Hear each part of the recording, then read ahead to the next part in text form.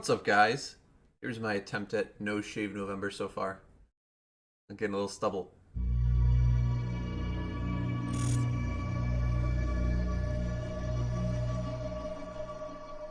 Okay, anyways, today's video we're going to be talking about 5 common mistakes that people who are trying to get abs make. I've done these before myself, some of them. We're going to kick it right off with number 1, not focusing on calories. Remember when I was trying to lose weight initially, or I'm sorry, when I was trying to gain weight initially, no idea about the concept of calories.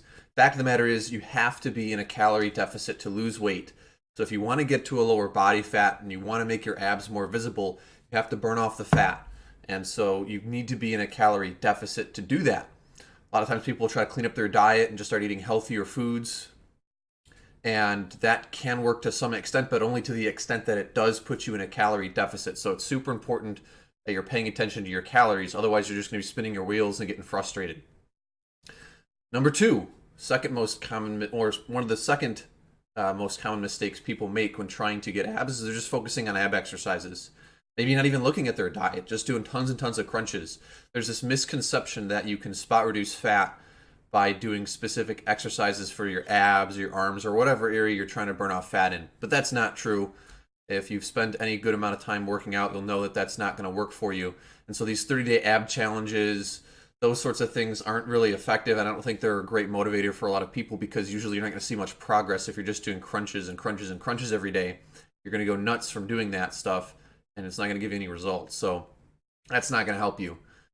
And then piggybacking off of that, number 3 is doing too much cardio and not enough lifting. So you do want to be doing some exercise, and you definitely would be best served doing some kind of lifting because you want to build muscle mass. So I would say train your abs like other muscle groups, probably about twice a week. Use progressive overload, try to make your ab muscles stronger and more muscular. That's going to make your abs show more when you get to a lower body fat percentage. So you're not going to spot reduce fat on your stomach, on your abs, but you're going to build up the muscle underneath the fat. And then as you lose weight, your abs are going to become that much more visible and look that much more aesthetic. Think about it like this. If you're just doing hours and hours of cardio and only focusing on your diet, yes, you can and you probably will lose weight, but you're not going to be building much muscle mass and it's going to be more challenging to get to a lower body fat. So if you prioritize lifting, your proper diet, and then you can do some cardio if you want, you're going to be not only reducing your body fat percentage, but also increasing your lean body mass and your muscle mass. And so that's going to make you look more muscular, looking much more aesthetic versus say just lowering your body fat by itself. That's only working on one part of the equation there. So reduce your body fat, but also increase your lean body mass by doing some lifting. And when you're doing ab exercises, don't need to do them every single day, but do them maybe twice a week with some good focus, intensity, and work to get better at what you're doing. Not to get too off topic, but here's another tangent I'll go down. When you're doing ab exercises, you want to be making sure you're getting a good range of motion, a good stretch, and a good squeeze in your abs. So planks are okay. I'm not a huge fan of planks for training your abs because you're not getting good stretch and squeeze, and it's a difficult exercise to progressively overload aside from just going for a longer period of time. So if you can do some weighted crunches, some crunch machines, if you've got equipment at the gym, resistance band crunches, those sorts of things are going to be better for you to build up that ab strength and ab muscle, in my opinion, if you're looking for aesthetics. So that was point number 3. Point number 4 is also pretty common, and it kind of piggybacks off of point number 1, not eating enough protein. So a lot of people aren't as mindful about their nutrition. Like I said, they just try to clean things up. I'm going to eat some salads. I'm going to eat some chicken maybe. And those things are great, but you want to be a little bit more precise. Have a specific goal in mind for how many calories you need to eat. Have a specific goal in mind for how much protein you need to eat. I'll put a link down below in this video here that talks about how much protein you need to eat. It's got a calculator built in there so you can run your numbers, see what works for you in your situation, because everyone's a little bit different. Some basic hard and fast rules, I guess, would be 1 gram of protein per pound that you weigh. It's a good starting point. If you're someone who's obese or really overweight and you're trying to lose weight, you don't necessarily have to go that high. More protein is going to help you to build and maintain more muscle, help improve your body composition, and ultimately help you to get to where you want to go with your abs. But the specifics of how much you need, again, are very individual, and it depends on what you're shooting for. Phone fell out of my pocket. Great timing. In addition, you're going to want to make sure you're eating that consistently. You can't just have some chicken for breakfast or for lunch or whatever, and then think, oh, I'm going to get abs now. It doesn't work that way. You got to be consistently hitting your protein goal, giving your body proper stimulus by working out, and kind of working with all of this stuff holistically, putting everything together. And if you do that, point number 5, consistently over time, that's going to help you to get to where you want to go. And so point number 5 is you have to be consistent, and that's a common mistake people make.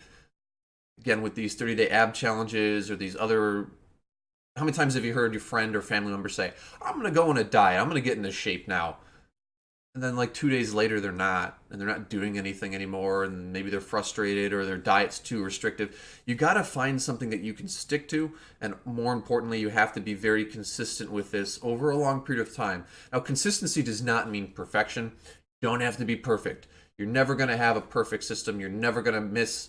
You're never going to not miss a workout, or never going to not miss a meal, or things happen, life happens. That's cool, and that's okay. That's what you got to keep in mind. It's okay to have bad things happen at points in your training. It's okay to miss a day here or there, but do the best that you can to be consistent and not quit. Don't quit, and you keep working towards your goal, and you keep focusing on these things. You learn, you get better, you start to make progress, and that starts to motivate you and keep you going farther and farther. And so work to be consistent as long as you can with this. And keep in mind that if you want to have a short-term goal, that's awesome. That's really important. But it's also important to have long-term goals and have an exit strategy if you are going to do something like a 30-day ab challenge. Another big reason I'm not a fan of those types of things, doing something for 30 days, okay, let's say it was tremendously successful. You reach your goal after 30 days, now what? People don't have an exit strategy. They just think, oh, it's just going to stay. And no, muscle is use it or lose it. You got to keep working. You got to keep giving your body a reason to maintain what you've built. And then also, it'd probably be a good idea to have other goals to continue to push yourself. Keep yourself entertained. Keep yourself excited about working out. Keep yourself pushing the envelope to reach a new goal and to improve yourself that much further. And so, got to be consistent. Having goals is important. And you don't want to quit along the way. So in summary, first point was focus on your calories. That's a common mistake people make, is not paying attention to calorie intake. That's going to help you get to a lower body fat.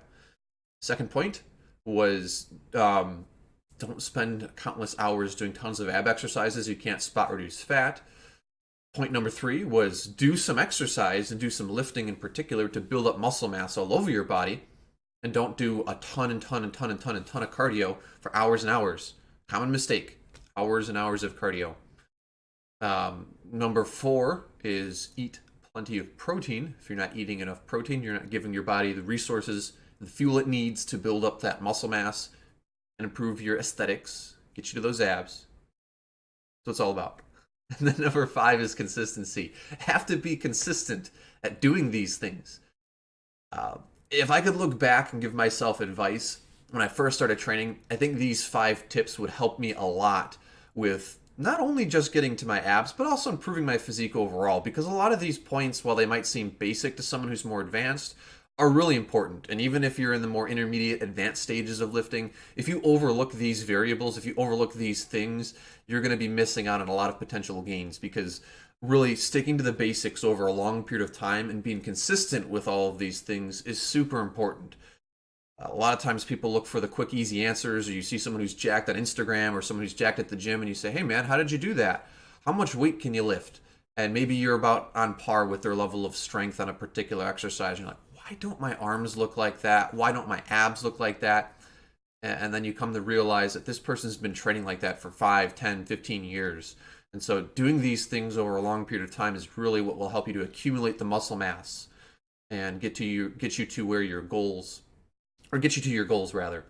So I think that's what I wanted to address in today's video. It's a common question I have asked, common misconceptions I see people talking about with trying to get abs and get into better shape. So hopefully this kind of summarizes a lot of those thoughts succinctly. Like I said, I'll have a link down below in the badges if you want to figure out how much protein you need to eat.